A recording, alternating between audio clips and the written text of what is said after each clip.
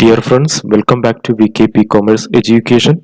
ഇന്ന് നമ്മൾ ഡിസ്കസ് ചെയ്യാൻ പോകുന്നത് ഡിപ്രീസിയേഷൻ അക്കൗണ്ടിങ്ങിന്റെ മറ്റൊരു മെത്തേഡായിട്ടുള്ള റീവാലുവേഷൻ മെത്തേഡിനെ കുറിച്ചാണ് ഇന്ന് ഡിസ്കസ് ചെയ്യുന്നത്. മുൻ ക്ലാസ്സുകളിൽ നമ്മൾ സ്ട്രൈറ്റ് ലൈൻ മെത്തേഡ്, അതുപോലെ തന്നെ written down value method, annuity method എല്ലാം ഡിസ്കസ് ചെയ്തു. ഇന്ന് നമ്മൾ റീവാലുവേഷൻ മെത്തേഡ് ഓഫ് ഡിസ്കസ് ചെയ്യാൻ പോകുന്നു. അപ്പോൾ നമ്മുടെ ചാനൽ സബ്സ്ക്രൈബ് ചെയ്യാത്തവർ സബ്സ്ക്രൈബ് ചെയ്യുക, ബെല്ലൈക്കൺ എനേബിൾ ചെയ്യുക. തുടർന്നുള്ള വീഡിയോകൾ കൃത്യമായി ലഭ്യമാവുന്നതിന് വേണ്ടിയിട്ട് ഇന്നത്തെ പ്രധാന കണ്ടന്റ് എന്ന് പറയുന്നത് മീനിങ് പറയുന്നുണ്ട്, അതുപോലെ തന്നെ ഫോർമുല പറയുന്നുണ്ട്, അഡ്വാൻറ്റേജ് ആൻഡ് ഡിസഡ്വാൻറ്റേജസ് പറയുന്നുണ്ട്, applications and illustrations of revaluation method.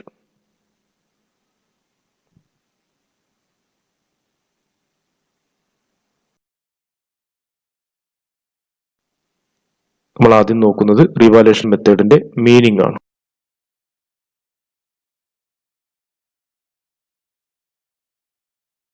Method. In any year, if closing market value exceeds the opening value of the asset, the excess amount is not taken into account. Depreciation is calculated here as the difference between the book value asset at the beginning of the period and the reappraised value as obtained at the end of the period. അതായത് ഈ ഒരു method പ്രകാരം depreciation കാണുന്നത് opening വാല്യൂവും closing വാല്യൂവും തമ്മിലുള്ള വ്യത്യാസം എത്രയാണ്. അവിടെ എന്തില്ല, പ്രത്യേകിച്ച് ഡിപ്രീസിയേഷൻ ഒരു കാൽക്കുലേഷൻ നടത്തുന്നില്ല. ഓപ്പണിംഗ് വാല്യൂവും ക്ലോസിംഗ് വാല്യൂവും തമ്മിലുള്ള വ്യത്യാസം എത്രയാണോ അതിനെയാണ് ഡിപ്രീസിയേഷനായിട്ട് ട്രീറ്റ് ചെയ്യപ്പെടുന്നത്. ഓപ്പണിംഗ് വാല്യൂവിൽ നിന്ന് എത്രത്തോളം കുറവ് ക്ലോസിംഗ് വാല്യൂവിൽ സംഭവിച്ചിട്ടുണ്ടോ ആ കുറവ് ഡിപ്രീസിയേഷൻ ആയിട്ട് കൺസിഡർ ചെയ്യപ്പെടുന്നുണ്ട് എന്നുള്ളതാണ് ഇതിന്റെ പ്രത്യേകത. The basic assumption of this method is that reduction in the value of the asset in particular year it is treated as depreciation. ഒരു പർട്ടിക്കുലർ ഇയറിൽ ഒരു അസറ്റിന് ഓപ്പണിംഗ് വാല്യൂവിൽ നിന്ന് ക്ലോസിംഗ് വാല്യൂവിലോട്ട് വരുമ്പോൾ ഉണ്ടാവുന്ന കുറവ് എത്രയാണോ ആ കുറവിനെ ഡിപ്രീസിയേഷൻ ആയിട്ട് ഇവിടെ ട്രീറ്റ് ചെയ്യപ്പെടുകയാണ് ചെയ്യുന്നത് എന്നുള്ളതാണ്. This method is generally applied to assets like small tools, container, crockery, livestock തുടങ്ങിയിട്ടുള്ള ഐറ്റംസിനാണ് ഈ ഒരു പർട്ടിക്കുലർ ആയിട്ടുള്ള റീവാലുവേഷൻ മെത്തേഡ് ഓഫ് ഡിപ്രീസിയേഷൻ ചെയ്യപ്പെടുന്നത് എന്നുള്ളതാണ്. Which are not material significant to the business. അതായത് അസറ്റിന്റെ അല്ലെങ്കിൽ ബിസിനസിന്റെ ഏറ്റവും പ്രധാനപ്പെട്ട അസറ്റ് ആയിരിക്കില്ല, നാമമാത്ര വാല്യൂ ഉള്ള നോമിനൽ വാല്യൂ ഉള്ള അസറ്റുകൾക്കായിരിക്കും ഇത്തരത്തിലുള്ള ഡിപ്രീസിയേഷൻ ചാർജ് ചെയ്യപ്പെടുന്നത്. ലൈവ് സ്റ്റോക്ക്, ലൂസ് ടൂൾസ്, അതുപോലെ തന്നെ കണ്ടെയ്നർ തുടങ്ങിയിട്ടുള്ള ചെറിയ ചെറിയ വാല്യൂബിൾ ആയിട്ടുള്ള പക്ഷെ അത്രത്തോളം വാല്യൂ ആയിട്ടുള്ള അസറ്റും അല്ല, അത്തരം അസറ്റുകളുടെ ഡിപ്രീസിയേഷൻ കാണുന്നത് ഈ ഒരു മെത്തേഡ് ഉപയോഗിച്ചുകൊണ്ട്. സാധാരണയായിട്ട് മറ്റ് മെത്തേഡുകളൊന്നും ഉപയോഗിക്കാൻ കഴിയാത്ത സാഹചര്യങ്ങളിലാണ് നമ്മൾ ഈ ഒരു റീവാലുവേഷൻ മെത്തേഡ് എന്നുള്ള മെത്തേഡ് ഉപയോഗിക്കുന്നത്. അപ്പോൾ ഓപ്പണിംഗ് വാല്യൂവിൽ നിന്ന് എത്രത്തോളം ക്ലോസിംഗ് വാല്യൂവിൽ കുറവുണ്ടായിട്ടുണ്ടോ ആ കുറവിനെയാണ് എന്ത് ചെയ്യുന്നത്, ഡിപ്രീസിയേഷൻ ആയിട്ട് ട്രീറ്റ് ചെയ്യപ്പെടുന്നത് ഇവിടെ. ഓക്കെ,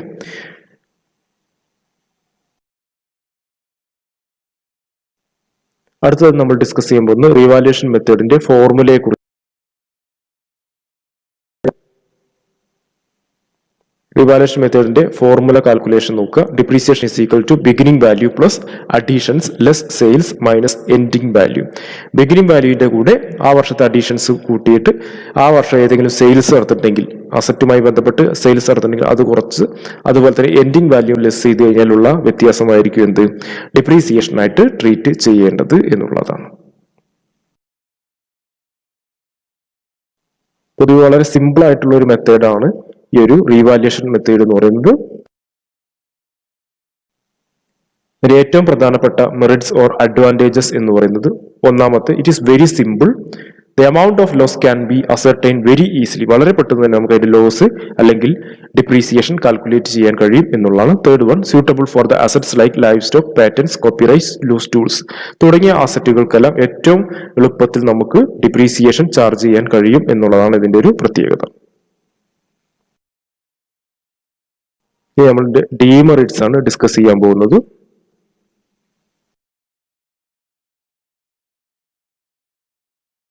പ്രധാനപ്പെട്ട ഡീമെറിറ്റ്സ് എന്ന് പറയുന്നത് every year revaluation is difficult. ഓരോ വർഷവും റീവാലുവേഷൻ നടത്തണം എന്നുള്ളത് ഡിഫിക്കൽട്ട് ആണ്. അതുപോലെ തന്നെ amount of depreciation is always unequal. ഒരു ഫിക്സഡ് ആയിട്ടുള്ള അല്ലെങ്കിൽ കോൺസ്റ്റന്റ് ആയിട്ടുള്ള ഡിപ്രീസിയേഷൻ നമുക്ക് ഇവിടെ കാണാൻ കഴിയില്ല. Valuation of asset is very time consuming. അതും മറ്റൊരു ഇതാണ്, ഡിഫിക്കൽറ്റിയാണ്. അപ്പോൾ 3 പ്രധാനപ്പെട്ട ഡിമെറിറ്റ്സ് ആണ് നമ്മുടെ റീവാല്യുവേഷൻ മെത്തേഡ് ഓഫ് ഡിപ്രീസിയേഷന് ഉള്ളത് എന്നുള്ളതാണ്.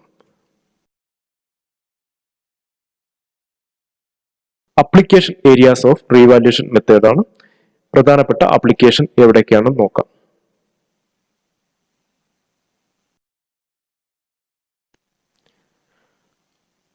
It is applied where did not know the accurate life of an asset. അസറ്റിന്റെ ലൈഫ് കൃത്യമായിട്ട് അറിയാത്ത കേസുകളിൽ അസറ്റുകൾക്ക് എന്ത് ചെയ്യാം, നമുക്ക് ഈ ഒരു റീവാല്യുവേഷൻ മെത്തേഡ് ഉപയോഗിക്കാം. where the life of an asset is uncertain. Uncertain ആയിട്ടുള്ള ലൈഫ് ഉള്ള ഒരു അസറ്റിനും നമുക്ക് എന്ത് ചെയ്യാം, ഈ ഒരു റീവാല്യുവേഷൻ മെത്തേഡ് അഡോപ്റ്റ് ചെയ്യാം. Third situation, depreciation cannot be calculated with any other method.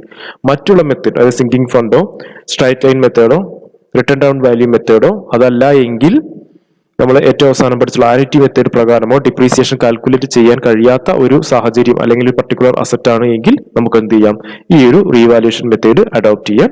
Then last one, suitable for the assets like livestock, patents, copyrights, loose tools, etc. ഇതൊക്കെ എന്താണ്, നാമമാത്ര വിലയുള്ള അസറ്റുകളാണ്, പക്ഷെ എന്തല്ല, മെയിൻ അസറ്റുകൾ അല്ല എന്നുള്ളതാണ്. ഇത്തരം കേസുകളിൽ നമുക്ക് എന്ത് ചെയ്യാം, ഈ ഒരു revaluation method of depreciation adopt ചെയ്യാവുന്നതാണ്.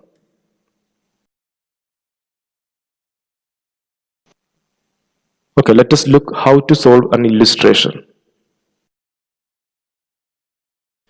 Here one of the revaluation method problem is given. Amount of depreciation is equal to closing value of an asset minus opening value. Okay, we നോക്കുക. 1st April 2018 year starting opening value 21,000 ആയിരുന്നു. Year ended 31st March 2019. അതായത് ഒരു വർഷം, അവരുടെ financial year പറയുന്നത് 1st April മുതൽ 31st March of next year വരെയാണ് financial year. 21,000 ഉണ്ടായിരുന്നു ഓപ്പണിംഗ് വാല്യൂ ഉണ്ടായിരുന്നത്, 18,900 ആയി. അപ്പോൾ കുറവ് സംഭവിച്ചിട്ടുള്ളത് 2,100 റുപ്പീസിന്റെയാണ്. ആ 2,100 റുപ്പീസിന്റെ കുറവിനെ നമുക്ക് എന്ത് ചെയ്യാം, ഡിപ്രീസിയേഷൻ ആയിട്ട് ട്രീറ്റ് ചെയ്യാം. ദെൻ സെക്കൻഡ് ഇയർ നോക്കുക. 1st April 2019 വാല്യൂ 18,900 ആയിരുന്നു. ക്ലോസിംഗ് വാല്യൂ 31st March 2020 അത് എത്രയുണ്ട്, 17,700 ഉണ്ട്. ദെൻ എമൗണ്ട് ഓഫ് ഡിപ്രീസിയേഷൻ എന്ന് പറയുന്നത് 1,200 ആയിട്ട് ട്രീറ്റ് ചെയ്യണം. ദെൻ 2020 17,700 ഉണ്ട്. 31st March 2021 16,550 ഉണ്ട്. അതിന്റെ ഡിപ്രീസിയേഷൻ 1,150 ആയിട്ട് ട്രീറ്റ് ചെയ്യണം. അതുപോലെ തന്നെ 1st April 2021 16,550 ഉണ്ട്. 31st March 2022 15,250 ആയി. അതുകൊണ്ട് തന്നെ depreciation 1,300. Then 1st April 2022 opening value എന്ന് പറയുന്നത് കഴിഞ്ഞ വർഷത്തിന്റെ ക്ലോസിംഗ് വാല്യൂ ആയിരിക്കും. ഈ വർഷത്തിന്റെ ഓപ്പണിംഗ് വാല്യൂ എന്ന് പറയുന്നത് 15,250. Then 31st March 2023 closing value എന്ന് പറയുന്നത് 14,150. റെഡ്യൂസ് ചെയ്തിട്ടുള്ള വാല്യൂ എന്ന് പറയുന്നത് 1,100.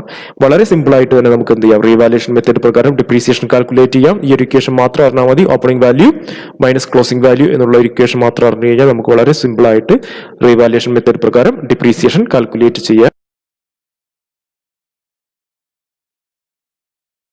സബ്സ്ക്രൈബ് ചെയ്യാത്തവർ സബ്സ്ക്രൈബ് ചെയ്യുക, ബെല്ലൈക്കൺ എനേബിൾ ചെയ്യുക.